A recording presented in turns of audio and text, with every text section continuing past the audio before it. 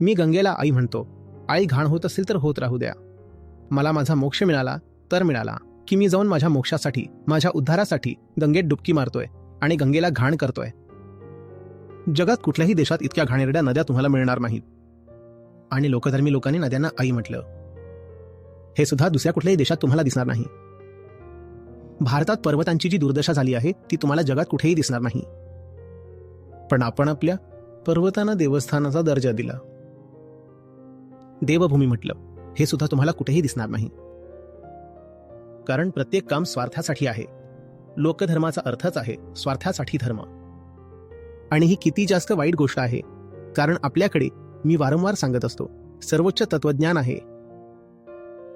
आणि हे जे सर्वोच्च तत्वज्ञान आहे, आदर्श रूपाने हेच आपल्या धर्माची आधारशिला असायला पाहिजे. खूप खूप उच्च धर्म असायला पाहिजे. पण आपण त्या आकाशासारख्या उंचीला अगदी खाली आणून जमिनीवर तर सोडाच, पाताळात फेकून दिलं.